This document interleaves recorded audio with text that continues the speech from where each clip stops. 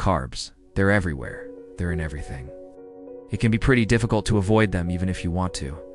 So here are 5 ways that you can reduce carbs from your diet. The first one is obvious, but it's really hard for most people to actually do it, and that is just cutting out simple sugars. That would include things like desserts, candy, pastries, sodas, fruit juices. Simple sugar is added sugar. It's unnecessary. You don't need to consume any of these things. There's no nutritional benefit to them at all. You'll find that reducing simple sugars is probably the hardest thing to do. Because those types of foods tend to be some of the most delicious, some of the most tasty. They're very rewarding to eat. But the problem with them is they have no nutritional value. They have no vitamins, minerals, nothing like that. So we really don't need them. Consuming too many of them has been linked to all sorts of health problems, including being overweight or obese, developing type 2 diabetes, having fatty liver disease, and other serious conditions. So obviously cutting them out completely is the best way to reduce your carb intake. But what about complex carbs? Should you cut those out as well? Let us take a look at some of the sources of complex carbs, and then we all talk about whether or not you should be consuming them. Okay, so let's take a look at complex carbohydrates. One of the biggest sources of complex carbohydrates comes from grains. Now, grains are obviously a staple of many people's diets. This includes wheat, rice, oats, barley, rye, millet, sorghum, maize, or corn, etc. A lot of these grains end up becoming flour when they're processed. And this flour is used in thousands and thousands of different foods, especially processed foods. For example, pasta, pizza dough, pancakes, muffins, sodas, cereal, milk, crackers, bread, waffles, biscuits, pastries, cake, cookies, soda, crackers, chips, tortillas, tamales, pretzels, etc., etc. Pretty much anything that you can think of that involves flour or grain probably contains a significant amount of carbohydrates. Then we have starches. Now, starches are just certain types of vegetables that are very high in carbohydrate content.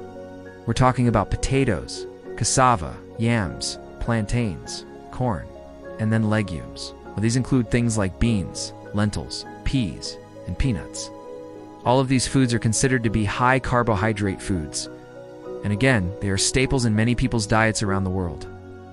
So now that we understand what foods are high in carbs, let's talk about how many carbs per day we should be consuming. According to the USDA, they recommend that we consume between 130 to 210 grams of carbohydrates per day. However, there is a big problem with this recommendation. That is the fact that they don't specify what types of carbohydrates we're talking about. Are we talking about simple sugar carbohydrates? Are we talking about complex carbohydrates? Are we talking about fiber? Because fiber is a type of carbohydrate. So unfortunately, the USDA guidelines are pretty useless because they don't differentiate between the types of carbohydrates. But now let's take a look at the World Health Organization's recommendations. They say that we should be consuming less than 25 grams of total sugars per day. And when they say total sugars, they're referring to added sugars. So they do make that differentiation, which is good.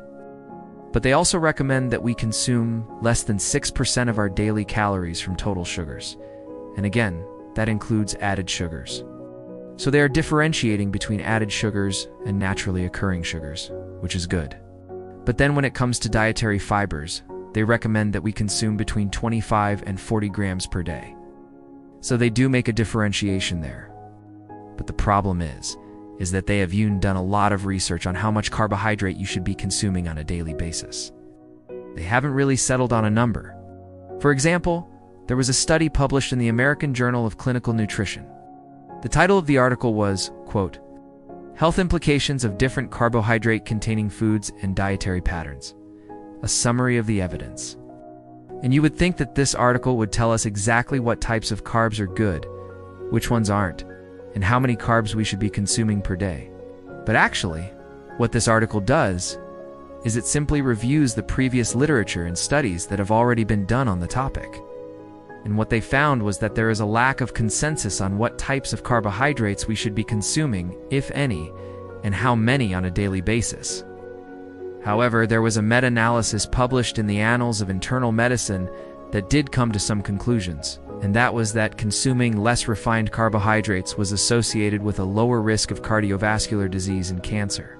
Now keep in mind this was an observational study, so we don't know if reducing your carbs was actually causing a reduction in cardiovascular disease and cancer, or if there was some other factor that was causing both of those things to go down. Maybe people who consume less carbs also exercise more, or they do on smoke, or maybe they do on drink alcohol. We don't know. But the researchers concluded that eating less refined carbohydrates might be a good idea. And they also said that eating more unrefined carbohydrates didn't seem to have any effect.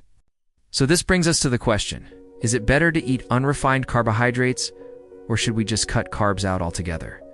If we take a look at what the research says, there are several studies that show that restricting carbohydrates and eating a very low-carb diet is associated with improvements in things like blood sugar levels, insulin resistance, inflammation, blood pressure, cholesterol levels, and weight loss.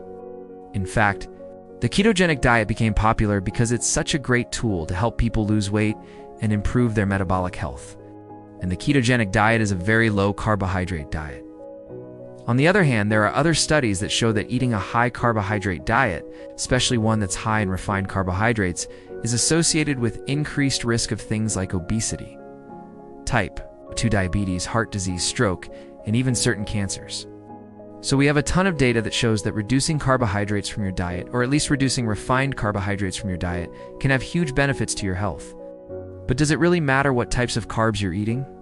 For example, does it matter if you eat brown rice versus white rice? Both of these are considered to be high carbohydrate foods. Brown rice does contain more fiber, but will that make a difference? Or how about if you're choosing between eating oatmeal or white rice? Oatmeal does contain more fiber, but again, both of these are still considered to be high carbohydrate foods. Does it really matter? Well, it turns out that yes, it does matter what types of carbohydrates you're eating. There are certain types of carbohydrates that are considered to be complex carbohydrates that contain more fiber and nutrients than others. For example, we have things like oats, quinoa, whole wheat, barley, wild rice, popcorn, buckwheat, amaranth, sweet potatoes, black beans, lentils, and chickpeas. These are all considered to be complex carbohydrates, but they also contain more fiber and nutrients than other types of carbohydrates. And there are studies that show that eating these types of complex carbohydrates may actually be protective against things like obesity and type 2 diabetes. Now keep in mind, this is observational data. Again, we do know if eating these types of carbs is actually protecting you against obesity and type 2 diabetes, or if there's something else that these people are doing that's protecting them. But nonetheless, these are the types of carbohydrates that we should be focusing on if we're going to include any carbohydrates in our diet. And hopefully by now, you can see that it's not necessarily the carbohydrates that are the problem. It's the type of carbohydrate that you're consuming that matters. And you also want to pay attention to how many carbohydrates you're consuming. So if we're going to include carbohydrates in our diet, we should focus on the complex carbohydrates that contain more fiber and nutrients and try to avoid the simple carbohydrates and the refined carbohydrates. If you enjoyed this video, please hit the like button and share it with someone who needs it. Also, if you're curious about what the best diet is, the best fat burner, the best protein powder, the best supplements to take, I created a free guide that will answer all of those questions. It's only available for a limited time, so get it while you can. Otherwise, check out this next video.